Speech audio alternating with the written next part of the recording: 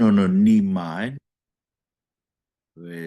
hoko te peta o tā noa ki he whakarere i lotu koe nei hoko e senturi taha no ka mata me si amane whai whiakau koe ni ko whai whiakau toke tā Martin Luther whakarere i lotu koe na tau hoko e koe kau palotisani ai o uhinga e tau palotisani i ahoni koe koe tangata koe ni ko Martin Luther na ne lau e ne toi tapu o māma kia e whorowhora ririua ne mo ui o ririua māma ni o mai ka te tau tolu i he ahoni o tau kei tu ma o beo tau kawei. Koe toka te rine mo oni ni o e lotu na kamata aki e siasi i kamata. Ai ta tau veme tau whengo ni loto i tapu i tonga, koe tau hanga whakotu, koe lotu to i tapu, koe lotu e nei hau me ka misnare. Ke whakahino hino me to i tapu ka atoa, e mea tau tui ke ai mo mea ke tau mo ui aki. Mea ta tau na tua Martin Luther. E whenge whakafoke to i tapu, ai lotu ke to i tapu, he ne alue e siasi e kuonga ko ia, o tui ke mawhai o tu i tapu mo kau whai whekau. Kai ke, koe rarano gani i he son hono ni ma, ki he kamataanga o i ririu koe e mo ui a Martin Luther. Ke urua ki upe, mahino au bita na e whekukia a Luther ia, pe mo i mamafa ki hono konche ni si, ai mo tua i anga hala. I he aoi o tua maa o nyoni. Mona tau tāna me pika i ki mua. Koe wheu ine nei mawhasia ia Martin Luther, koe ne ilo koe e totongi tuha e o tua ai tangata ko toa pe. Ka koe tangata ko toa pe mo ua e mo tua i anga hala. Nduna tau sio koe angai whakaukau koe ki maa oni oni, me whai totonu he kuonga loto loto koe ne tupuhaka Martin Luther ne tau kawe i he siasi. Koe maa oni oni au tua koe ni totongi tuha. Ki anga hala, ai mea au tuha mo ia. Pero mena fe kuki mo ia. Koe e anga fe ha aku ilo ko whai hoku re rei taha. Ma te koe whakaukau in koe na nau whakotu koe tarien ki ai. Ka pau te ke whai ho re rei taha. Ai koe whakaukau. Ke anga fe haku hao me he hou hau e o tua. Me mā oni oni koni o tua ni tau te ai. I ne totongi tuha ki tau tau. Perewa he lotu kalafi koe e kuonga loto loto. Kuonga koe ni o lufa. Ka pau te whai hoku re rei taha. E hanga e o tua fuakima e ne keresi. Pe au mo ui ai pe o whai hoku le rei taha. Pe ten tongi a ki au. Ai mo ui tae ngata. Ka koe whiu ina e whai e lufa. Ka pau koe mea ai e te tau hao ai me o hai o tua koe whai hoku le rei taha. Moto koe tonga high school. E hanga vevea ku ilo ko whai hoku le rei taha. A kita koe ni te ilo pau ko hoto natula to tonu e ao e o tua. Koe mātua ki tae malawa. Ke te tae whai hanga hala. Mandu koe ki fwoi kupu i rea ko e. Ai mātua ki tae malawa ke te tae whai hanga hala. Koe ki kupu i rea nai mau mea ako staine. Bea ako staine koe talu me he tō. Pa koe te fwoi natula e tangata. O ku tae malawa ke te tae whai hanga hala. Ai kono uhinga. O whai hanga hala tae koto e bea koe mea bea malawa ke whai e tangata koe hanga hala. Ko tau te fwoi natula ko o tau tolu tangata. Koe whai hanga hala. Pea, nei mamahi e loto lufa ia, he ne whekuki mo ne ngahi anga hala. Ai koe mea ni koe nei hoko ke tangata. E whakamō ne taha no ngai kau ngā ako ko lufa he monastare, he ngai mamahi whakalau maari e, nei whaatoloto ai a lufa, tupu me ne o ngoi e ne motua i anga hala. Pa koe ki whamatala ni e tangata koe ni, koe tangata koe an ko hono kau ngā ngā au ko antelu. Ko whanau ni whamatala ni uriu whatonga mai.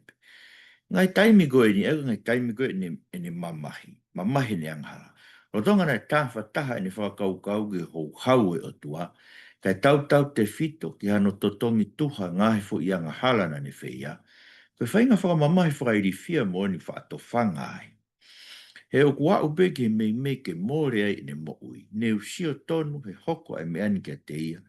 Ane mamahi he whakamaunga ene toka ngā ke ngahi a rea whakatoka te rina ne kauai. Pena ne tokoto be ia ki mohenga ia loki ofi mai pe o whai be ne lotu. Mo ne tautou he aki ai se tesko e ni. Ko ne loki e ka kai kotoa pe ki anghala. Ko hui ke ne mesi ki ka kai kotoa pe. Ko koe sosia na tok mea whaka matala ko ia. Sai ko no ana laiso mai ai mea whamatala e tamaki. Ngai whakamamahi koe na e fōua lufa. He ne mamahi koe ne anghala. Koe urua ki. Na uhinga ne mamahi ne ilo tu nuku mai. Ai hou hau ai o tua ki he anghala, ki ne mo ui. Ua, Na mai no beto koe hou hau ai o tua tene to tongi tuha e neanga hala ko toa pe. Ai ko ki me mei anga momo i anga hala ko toa pe e to tongi tuha ia i o tua he ne whai e ne hou hau. Kono tolu. Nā ka matang ni whakakau kau, koe mo oni o ku loki e he o tua e ka kai ko toa pe ki anga hala. Ai koe uhinga loki, wanga e o tua o hangi uni anga puke tuu ki tau tau i ha loki. Ki fui loki o tau nofo e koe loki whai anga hala. Ai u pehe e lufa, ku hanga e o toa puke tuu ki tau tau he loki koe ko whai anga hala, koe uhi. Ke tau mo ui ko toa pe i hene mesi. Ka koe mena te ke mahino ka lufa, e koe fui konga fo koe ni, o fotu atu ko he mea no wha. Koe poini hono tolu, e poini ko e. Ai loki he o tua ka kai ko toa pe ki hang hala ko i ka ne mesi e te kinau tolu. O ku mahino koe ka mataa ngai o i ririu e whakaukau a lufa. Me te ftu e whakaukau koe na nofa no kuo. Ngā ku mahino le wani ka lufa ia. Mōni o whai ho hau e o tua ka koe ke whai ho hau pe ai o tua ki hang hala. Ka kune whai mesi fok. E o ki voi konga mea loma vai tā tāwe stolu wau ni hanga koe o tau he aki koe ne whanong ke tama koe ni ko ante lūgo no kau ngā mea. O hanga he o tua o loki pe kune hanga imprison. Whakapōpula i ki tau tolu ko toa pe ki talangata koe ke ne whai mesi ke taha ko toa pe. Ai o mahino e nia ka lufa e whakamo ui ai anga hala i he mesi ai o tua. Ka te ke maino ke te ia, pe anga whē whakamo ui e o tua a anga hala mene mesi. O whi mea nei toi ke maino ki ai. Sai, ko hongo mea e ua, na i ririu e mo ui alufa, pe maka tu unga e whakarerei lotu na ne whai. Ko ulua ki, ko e ne whaunga whakauhinga e tohi tapu, a te tau tokanga ki ai me ko kongalahi e toenga e tau talanoa koe ni, tau le son koe ni, tau tokanga he wika hau ki he whakatonu hia. Ai koe mea no ua na iriri, koe nea usia, ai makatuunga e whakatonuhia o e anghala i e ao o e otua, i he tui ata atapeo i kai kaua he tau ngāu. Koe no koe whonga vete to i tapu koe kuonga o lufa, ai kuonga loto loto, nei ai fui whehu i e whāna e whai aki, ke potwholofola o tau. Te hau tobe ke potwholofola ma, koe whehu i e ne whāna whai aki. Uraki, koe haimea urea ke potwholofola, ua. Koe haimea o ku tau ke tau tui ke me potwholofola, tolu. Koe haimea o tau ke tau mo ui aki me potwholofola, whā. Koe haimea o tau ke tau amanaki ke me potwholofola. Eia ka pate ke sui whakaukau, me mamawhai me aia, ki he mea ke tau tui ke mo ui aki mo. O koe ke fumahu inga mea urea ke to i tapu, koe mea mahu inga ke ulahi tō ke fui whiu e tolu ko e, tui mo ui aki mo amanaki ki ai. Sai, koe maka tu unga ngai whiu e whaa koe ni koe whakatu na whai a kostaini. Me whakatu na whai a kostaini, na behe koe haa a ea ko naki whakalau maari o i potu wholofola. Ai koe whiu e ne whakatu a kostaini, koe lua ki e kono ua, koe ha ai mo o ni i mea me pot wholofola e tokoni ke ono langhake o siasi. Ai ko whiwhiu e ua ko e. Ko ia ia na tōke mamafa whiwhiu e tolu koe e fui whaunga whakauhinga to i tapu koe kuonga koe. Rūk tō e mamafa e mea e ke a konak whakalau maari e me mo o ni i mea ke tau e langhake siasi. Koe ke fuk mamafa ke te kinau tolu e whakaukau koe oe. Koe hai mea urea ke pot wholofola. E mamafa ngepe nau no fo. Koe hae ngai mo ni mea whakalau maari e tui. Koe ai mahino me ongo whaunga vete to i tapu koe ni ai tō ai tokanga ke a konak whakalau maari e pot wholofola kai ha tokanga ke mo oni whakahistoria o kurea aki pe whamatala ki ai pot wholofola. Sai, nā tokanga i behe kau tangata whailotu kalafi, e wako i whaarea koe kau tangata whailotu kalafi, koe i riu whakatonga e au ai theologians, Koe ki fo irea moritoni, makau halataha mamo moritoni. Koe irea Saris Havea, koe tala otua, irea moritoni, koe teolosia. Whamai fo irea, ngā ake mohe noa puloka, koe teolosia. O moritoni ko mui ke koe whai lotu kalafi, koe lotu kalafi, koe fo irea patonga e koe teolosia. Kaike, koe e toanga e kau whai lotu kalafi, e kua ngaro torotoa e meani, o kamata ke a whei e whunga vete tohi tapu ke whakaukau koe ni, tāre oa ko Thomas Aquinas, along mo whanonga pēne, ne whotu e whakaukau koe ni, koe ula ki, te mo tōpeu te hawa ka pot wholofola, tonu ke te eke ke te kita. Koe hae mea whakahistoria o tuhu ki ai pot wholofola. Ono ua, koe hae rewa ai mo ni i mea whakalau maari e kuhinga ki ai ai ongo mo ni whakaistoria, ai mon whakaistoria o tu e potro. Ai o pati ke sio whare volo ke volo ulako ke lau e mea, ko hafu i tala noa to i tapu, ko volo hono ua rewa ki whakalolo to i whai, ko harewa moni mea whakalau maari e ku hinga ki ai mea whakaistoria ko tanoa ke to i tapu. Maina me whakau koe ni koe hinga to i tapu o ku mau pe ia, me ngahi rea koe kui, ai koe hinga koe ngahi rea pe koe me koe hiki tohi, te mao mea ai mo ni i mea whakalau maari e koe ke tau tui ki ai, sio? Ai o kamatan ke whakamahu i ngai mea koe urea ki ai e tohi tapu. He koe ngai mea whakaistoria koe ki tohi, koe ngai mea na tau mua, ai kau whau tohi ke whakamatarai. Pe hoko ia koe makatu unga, koe ngai ako nak whakalau maari e koe ke tau mo ui aki. Na hau marewa tama tahai, tama ko Nicholas of Lura, one pehe e ia, ko ngai mea ko whamatara ke tohi tapu o ku nau sio ua. Pirea kone sio ua, ko pirea ngā ke moritoni he tohi se misi, ka kone uinga sio ua pe moritoni ia, pe kakai ko nau lotu, sio ke o tuaka ko toi sio matatahai ki maaman, sio ke aia koe pe moritoni, ka kakai ko sio ua pe kai pe tari o tuai nau lotu, ko ui koe ke nau sio taha ke o tuaka sio ua, ka ko o mai befu i rea he koe uinga e tamai o peheni. O ku sio ke mea whakaistoria na e hoko mo on. Ai koe mea whamatala kai to i tapu, koe mea whakaistoria na e tō e matangi tai kāreri, na e mohe si isu i mui he waka. Na e korosia ha isleri tahi kulokula, i ono hiki e mo sesio tā i aki ano toko toko. Mea whakaistoria na e hoko. Ka ku sio ki ai. Ka ku toi sio whakalaka mai, ai koe sio i hono ua. Sio uruaki e sio ke mea na e hoko historia, ka usio whakalaka mai i he mea whakahistoria ki he whakakakato o mo ni mea ko ia Christ. O hange koe, o kau koe ia kari whai tāwhitu ve stātolu, pe lau e potoi, te uhoko au ko ene tamai, pe tene nofo e ia ko foha. Aia o usio ua. He usio ke Solomone, ko mea whakahistoria usio ke potoi, usio ke hoko a Solomone, ko alo te vita, ko tu ia koe, hokosa te vita, pe whakakato e pe he o tua te hoko au koe ne tamai pe nofo e ko foha.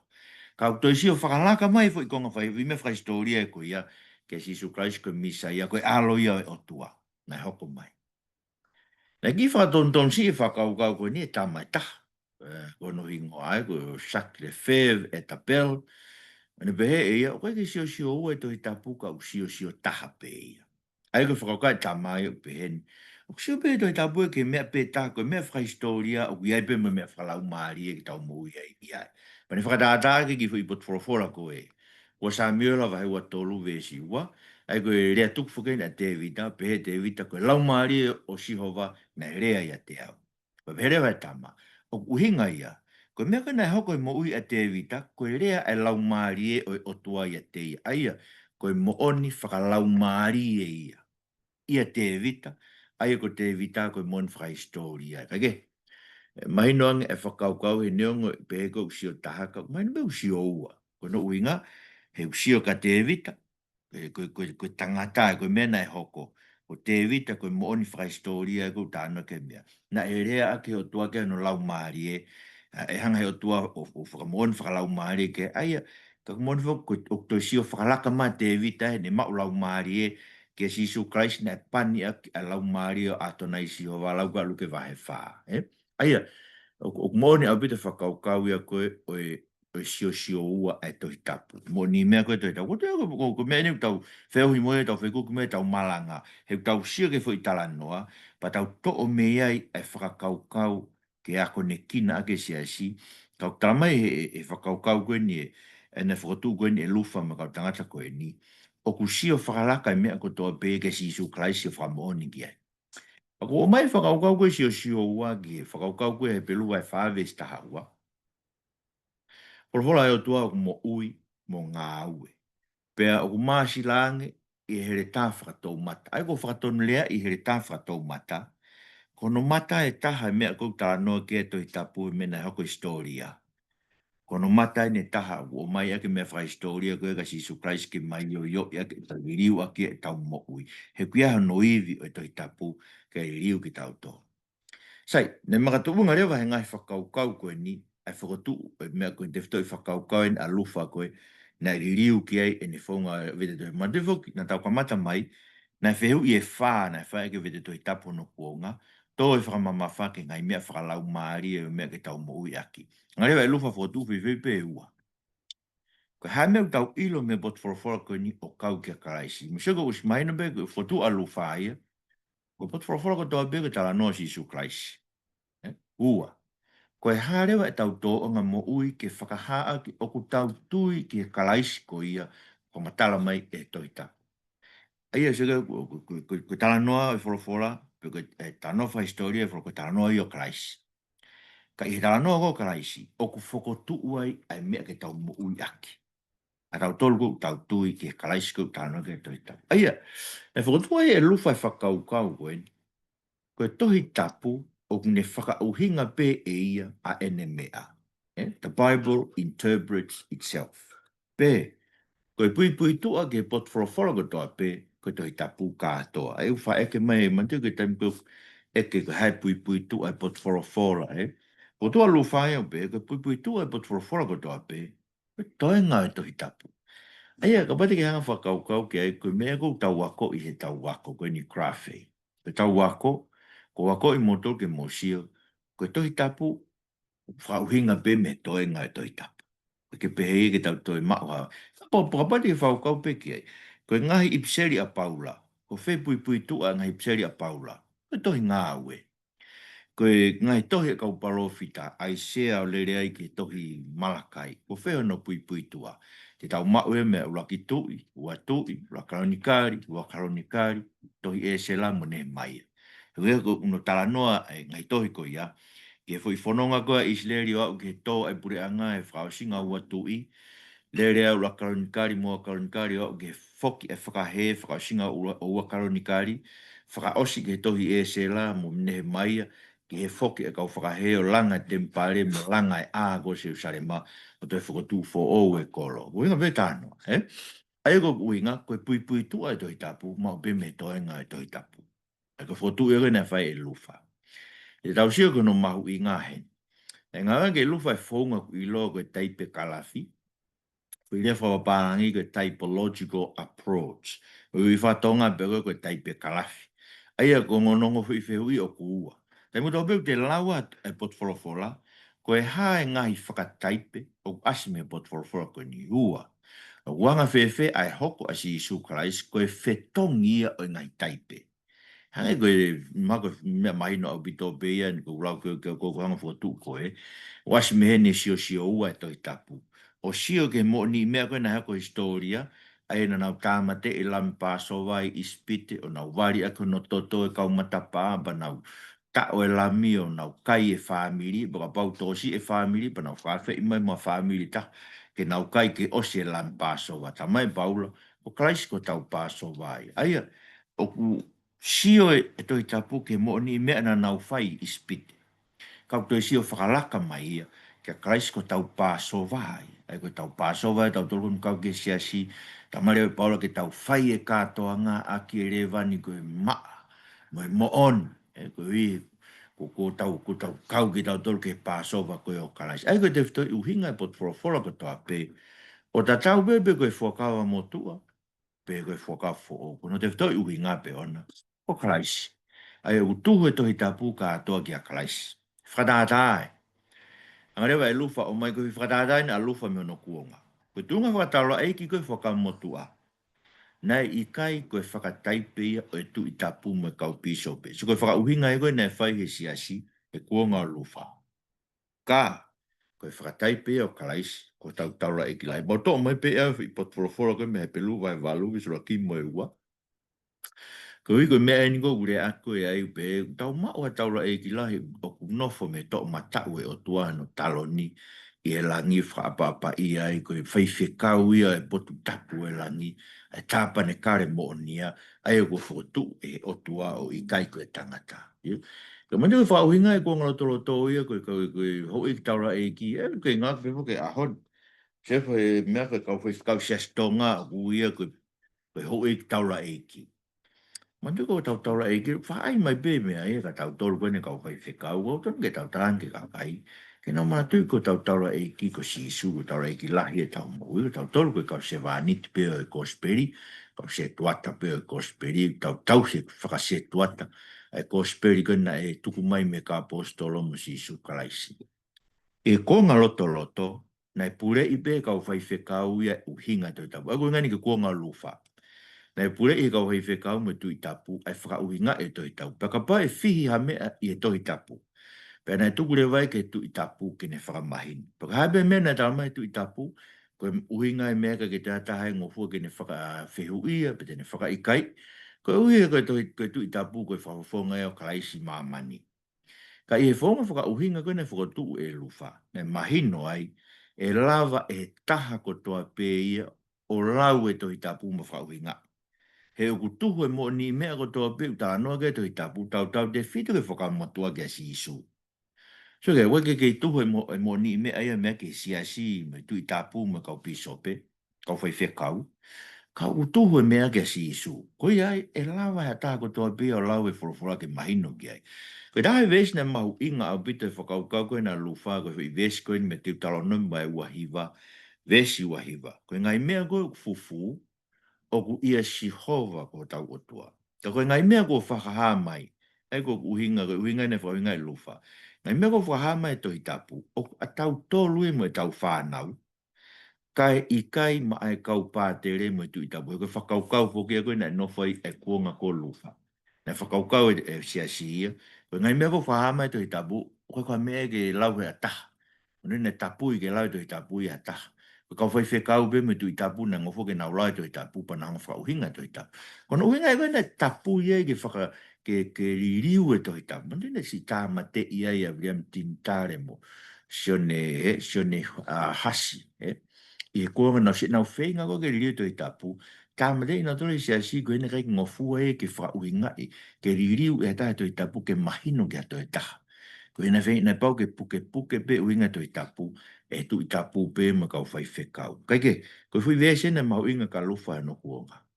Koe mea koko whakahaa mai toi tapu. O a tau tolu me tau whanau ke tau lau ke mahino.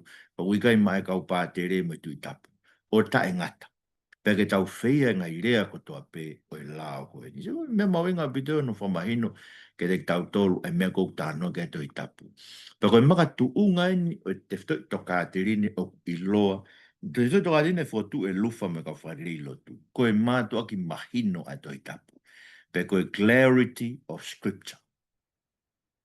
Ko tu wanga no tau kawe I e whariri lotu. E ngai tau kawe whariri lotu. Mahino pea ea ai uhinga o tohi tapu ki e taha ko toa pe. Scripture is clear to everyone.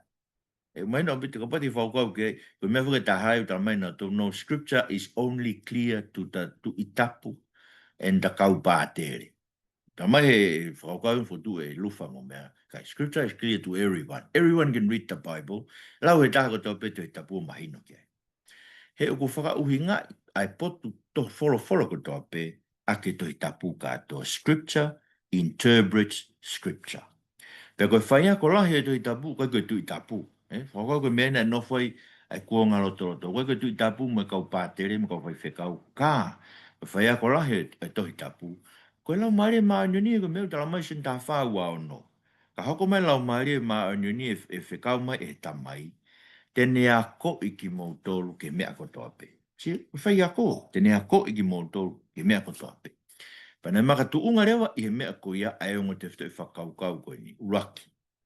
Koe lau maari e, o kune a ko I ai toko taha lau tohi tapu, ki he uhinga o tohi tapu. He koe lau maari e, ko ia pe o kune lava ke ilo ai ngai mea fufu e o tua. Ai ke whakaukau tu ia wakori urakurintowa he wawe tātaha me tahawa.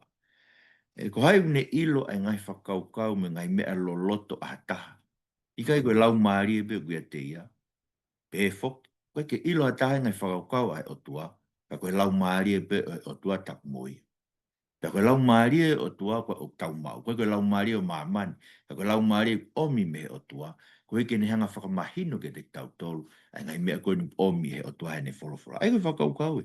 Koe tui tapu, koe kau whai whekau. Sike fo I riu lahi nai ho. Koe tui tapu, koe kau whai whekau kau pātere pe na wako e toi tapu pe te narawa ilo e uhinga toi tapu. ka ko tau tolu tau mai lau mare manio ni o tua ni hanga lau mare ko ia o whakahage de tau tolu e ngai mea fufu koe ke te ave ke tu i tapu ke tok whamahino mai o tau kore ke lau mare e ke ni whainu ini tau tolu ki ai ka e ngai mea o tai mahino e to i tapu ko ngā ue e te volo he ne kui he mata kau tai tu e ka whakau kau ka mea o tai mahino mo fihi ko ngā ue e te volo ne whai ulau ke au korinto vai whāves whā hanga e o tua e tu ko e ni o kui he mata ka tai tui ke o mahino ke na tolu e ngai mea fa ni to ita sai ko ngai maka tu unga le vaia o fa le le lotu ko alufa so ke ngai mena ne hanga le wa fo tu me ai ko uluaki ko faia ko e siasi o ikai ko tu itapu ko lau mare ma oni so ke ngai me bene o tohi to itapu ko ne ki ilo na e afe siasi me ko ke na no fo ke to itapu ko fai ako e siasi, ko fai ako e kau fai whekau, ko e tau fai ako ko e Grafei, Bible College. Lau maari e maani oni o tua. Ko ia tau kore ki ai, ke ne whaino hino ki tau tolu, ki e tohi tapu. Ko ua, ko e kau fai lotu kalafi mo oni, pe ko e true theologians. E ko e mea kou tau, ui ko e aani ko tau whepefo, ko e kau wako, ua tamu no toke tā e tohi tapu. Ma tau pe ho ko tama poto e te tapu. Ano mo ni ke true theologians ia ko ke tama to ke tai to tapu. Ko tama ko wako ne kina e o tua. Mo ke me ko tua moto tau apiako ai ko sione vahe ono po ko ves fa ni ma e ako ne kina ko tau peki tau tolu e o tua. And they will all be taught by God. Ko moto ia tau apiako a Grafei. Ono tolu o ku mahino e tohi tapu o ka lau e ha tahape. Ka ro be tene lau e tohi tapu e mahino ke kono winga ia koe tala e Paula ka Timote, iwa Timote. Na tau shio kai tau lesoni fukosi, iwa Timote wa he ua ves fitu. Kono winga tange e Paula, ka pati ke lau e mea koe nimo ke whakaukau ki ai. So whakaukau ke mea o kou rea aki. He atu he o tua ke te koe ai mahino he mea kotoa pe. Sio? Ai o mai no me de tapu kala ta porque fa kau kau ki e nga to o mai mai no de tapu ono fa ko tohi tapu ata pe tene fra mahino ai ka kai ke ne fra hino ai ka kai lotu ke mea ke nau tui ki ai mo mea ke nau fai ki ai the Bible alone sola scriptura teaches us what to believe and how to live.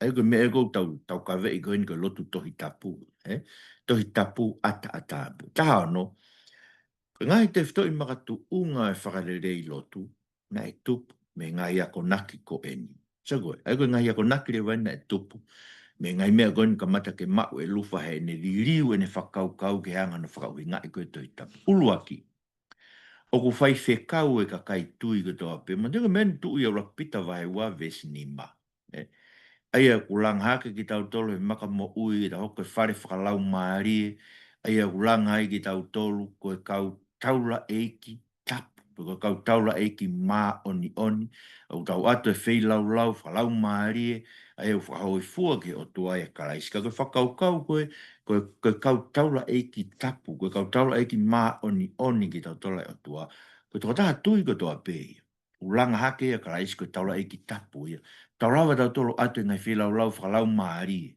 Ko tau lo ngutu whai whakawhetai. Ko tau ongo nima o whaafoaki. Ko tau lo tau whakatapuia karais. Ko tau ongo vae ko smateu teu me ko speri whakamo ui. Ko tau ata mai whai e peo no whakafo ou. Sia ko tau ngahi u ere menit ko tau pe o ngā u e ia. Ko tau u me me po ko tau pe ke whai a whina ngalo e o tua. He ko kau tau la eiki tapu ki tau tolo. Te kako uhinga lau alufa. Ko kau taula e ko kau fai kau ko toa pe ai taha ko toa pe o ku Kristian. He urao ke mahino ke taha ko toa pe tene lau e toi tapu ai mea o ku ne lau. Se kai riu kawa lahi. Mantina e whakau kau fuke e kua ngai o lufa. Ko kau fai kau pe me tui tapu na rawa lau e toi tapu mahino ka nau tolu. Pe ka pai ha mea e fihi e nau lau. Pe tuku e ke tui tapu ke ne whamahino. Ko hawa lufa e ilo ikai. Fai kau e taha ko toa pe pe ulau e taha ko toa pe ke lau ai toi tapu mahino ki ai. Sia? Kono wa, koe whewhere wa, ka paure wa, koe whekau e taha ko toa pe e sia. Si koe hae make he anga, o e whai whekau tauhi. Pe koe pasta o e kainga lotu. Pa kuna ma ore fa ko ko me la ti mo te vai to lu ve si wa. Ko fa fe ka tau hi. Pau ke tai lau i. Ko se pa ni te wife ke se pa ni te wife pe taha. O kune lawa ke mapure ia. Ko to taha uongo ngo fua. Ko to taha whakawapa ia. Poto he tai tari kakai pe kai ngatai. O poto he whai ako. So ko mebe uton ke makehe aki whai whakau tauhi. Me toi ngā kau whai whakau wau nau tui ke toi tapu. Ko e ui ne poto he whai ako. Pakono tolu reu. Ko e whatongia mahu i ngā taha e whai whekau. Ke ne a ko i ka kai o siasi. Ke toi tapu. Ko tangata ko mebe ne ko wharea ki mo be ia. Ko no mai mo ni ho tau whai whekau. Mo tō ka whai whekau. Mo wahe malanga ke mo kau malanga. O mo siasi. E weka mai tuke nau malanga atu e pongpongi ka ke tau hea e koe malanga e whiawhi sabat ko toa pe o ke lere ai pe koe ai ho ako tohi tapu mo i siasi. Pe ka pau i kai pa ke wahe o kau malanga ke nau malanga pongpongi na tō malanga e whiawhi he sabate ka pau lere ha malanga pure lulu pa ke tau hea e koe malanga pure lulu ke ako tohi tapu. Utoni ke ia hao whatongia au he mahina o toko koe to tongi e siasi ke tau he ki i tākanga pa ko koe teu whakalau maari e mo whakaatamai ke a ko i ka inga lotu. Si, ton ngea hao programa ko to i tapu au ia mo i siasi. He wike ko toa pe. Paka pau mo tolu koe na, au ke hawhangi ka inga lotu ke tau hi koe ka hawhai whika uai. Whakaleri hao programa ko to i tapu e wike ko toa pe. Ke whawhanga whakalau maari. Ke lau ka paulo ka timote koe ua timote vai wha. Ke malanga i e wholofola. Ke mateu teu taimi ko toa pe. Whainga maari, whainga maari, tonu tonu, waloki, whakalotolahi, ai whai ake kātake, koe wafe kakai ia, he kuonga koe ni, koe ke nau maari ia, nau tō mea koe tau maari ia, toi tapu. O pē, Paulo, ka koki tau tolu koe ni, ves whaa moe nima, ke tawanga kātake mea ko tōpe, kātake e ngai kovia, whai tau tole ngai evangeli o, maranga e wholofola, whakakakato tau whatongia, koe te whtoi whatongia e whai whekau, ke maranga e toi tapu, e taimu tau whawhanga whakalau maari e no ki kāi ngalotu. Pero kakai biu tau ke whiri ke lakanga whawhai whekau, aki nau tolu o ku mao e mawhai whai ako. E kono mua nia uton ke te hanga siwi siwi e te kau malanga, ke ni ihe o poto e whai ako, ke ni ihe ton ke te hanga whakotuu, ke nau maa lakang whai wheka. Ua e tuki pe, o rea mai lau maari e ko mea o mea. Ta koe ke tamakai paanga e ko auia, o pe ko rea mai lau maari e whakotuu atuka mea. O koe whai whekau, ta koe whai whekau e, alue kai paanga siasi, pe mo vete siasi. Ai koe mea mahu inga, ke tau sio ke ngai mawhai whai ako, maho e siasi. Sio koe, lau koe paula koe, o timatu vai wa vesi wa whaa, se vāniti a eiki, pai ke whakakikihi, uneanga malu ke tāko toa pe, o kune poto e whai ako, pa whai ake anga kātaki e ne whai ako. Tuku mea u te whamanatu mai pe ai poto e whai ako.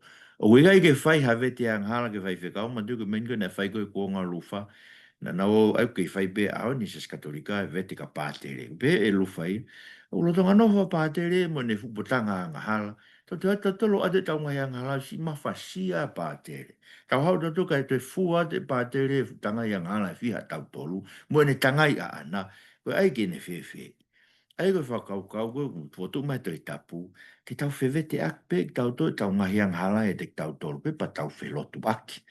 Koe hui, ke whakamui ki tau tolu mo tau ngai whaingata.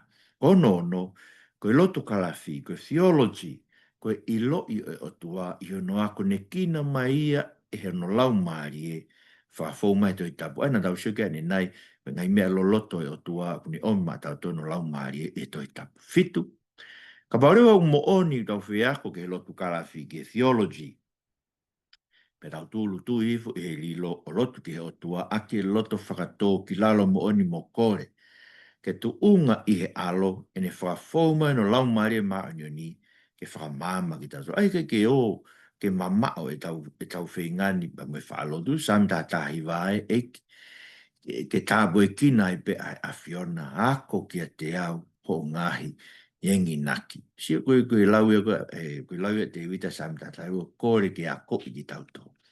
Pea ngane vai lufa fōtua ki whaunga ke ako aki ai lotu ka la fi aho ko toa pe. Ai koe ni ngani koe whaunga lau tohi tapuin a lufa. Kuonga koe lufa, na nau whai na tuko whaunga na nau whai. Na nau kamat pina tō lau e po tohi.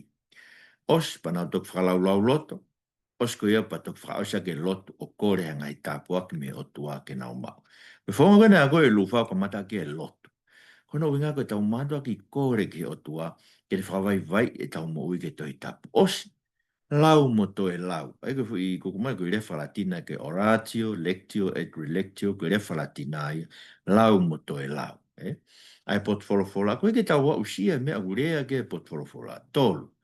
Whakalau lau loto e potfolofola, ai e kono omia e potfolofola ke rea mai ke tau mo ui. Ke neanga whakaino hino, mo whakatontonu e mea ke te tui ki ai, mo mea ke te mo ui aki, pa mo mai haivi ke tau mo ui aki. E koe whakalau lau loto. Pa kono wharewa, koe te whakamamahi, e koe uinga lu whahia. Ko te mkwe mahina ka tau toi tapu, pe te tau ilo ai. Ai tō no e tau mo ui me wholawhola e oto. Te tau ilo e tau matua ki whie mau e otua, e mamahi o tau loto e tau ngahi ang hala. Pe kai ngatai, ka koe tau ilo koe ngai mea otua, e hao rewa te volo e whiinga ke to'o ngai mea koe me te tau tolu. Ta koe mo ui e karistia ne koe fu fe kuki. Kono whakarea, koe fu fe kuki, tau nofai a ko toa pe, i he mahinu ke te tau tolu wholawhola, mo e whiinga e te volo ke to'o e wholawhola, me te tautou. Aia koe ngai mea whakao si le vai. Koe ngai whakatonu le vai ni pe koe reformation e na e whai koe e lufa. E ngai mo ni i mea o si i e kuonga koe o ona, kuonga loto loto. Ai fuka kuonga loto loto koe tau whakarea whakatonga e medieval age. Koe kuonga e na tupaka lufa, pe a kamata rewa e lufa ia e reformation era, pe koe reformation age. Koe ngai whakatonu e na ne whai guluaki, ne votu e sia no ko ngai whakaukau, ko ngahi mo oni tau mamao e toi tapu, o ku ikai o tau tolu e ke kumi ki ai ka koe tu i tapu pe. Sia koe tu i tapu pe to kua o kumi ke ngai mea kou fihi ke te tau tolu. Kanai pe e lufa ia. O mo oni au pito pe e toi tapu ia, mahino o pito pe toi tapu ia ke a taha pe tene lau. Ia, so to o mai rewa i mawhai koe me tu i tapu e whakaukau to kua ko ia pe une potono vete ngai mea au fihi mo tae mahino. O pe lufa e ka mahino pe mea ka lau pe atasen mai tolu e stahano e mātok mahino bit pegi ai. Ua. Nei fotu e sia kua ngalototo e whakaukau e kau whai whekau pe o ku lava ke nau whakaino hina e toi tapu. Ka nei fotu e lufa. O ku whai whekau e karistiani ko toa pe ia. Pea koe lau maari e maa oni ia ai whai ako e siasi. O mawinga bite whakaukau e tolu. Nei fotu e siasi kua ngalototo koe siasi pe o kunea ko i ki tau tolu ke lotu kalafi pe koe theology. Tau kua koe mea bia e siasi une whai. Kanai fotu e lufa. Koe tohi tapu pe kunea ko i tau tolu ki he lotu kalafi mo o nipe koe true theology. Aia, seo koe ke toi pēne koe siasi ka to o mai ne mawhai e koe a ko i ki tau tolu ki true theology ki he tohi tapu. Ai koe mea kou tau whai he tau ki ako koe ni koe whinga e ke sio. Ki ako koe na tau toru ngā te pē tau e ua tau e tolu tau e whā. Ka koe tohi tapu, koe fu ako angai te ke hoko atu mo ia. Ke whai anu ako i koe, koe lau eka te ke tāmuri tonu tau whaosia ki ia. Koe tohi tapu, koe whereoko ia, e lotu karafi. Mai nung modeli a whereoko, koe tāna ki anga koloa, koe tāna ki anga mea tokoni, koe tuku anga ia mea koe tau mo ui anga. Koe tuku anga ia ngai mea koe whereoko ia, e lotu karafi. E tohon mai dek mauto. Malo he mauloto ke mau matua ki tui. Ke whaino hino koe ni ku whai ke dek mautolu. Koe kau whai whekau ko toa beki mautolu. Koe mehe mautui ke te koe. Ka koki mautolu kau whai whekau ko whotu e siasi pe a whakanofu. Mai mua tua e poto i whai ako ke mau inasi ai. Mai ke mau whalala ke o lau maari e tene whakauhinga mai o wholawhola ke dek mautolu e taimi ko toa pe. Mai ke mau maha mau ki whainga maari e wike ke whai aha mau whaino hino siasi ki ho o wholawhola. Paka wikai maha whainga maari e siasi pa mau nofo mau ngai lo to whare whawhamiri o a ko i tina tolu ke wholawhola e Fiona. Ke ako ne kina whakataha pe ki mau tolu e a Fiona me o wholawhola. E Sisu Christ ko mau whakamo ui. Amen.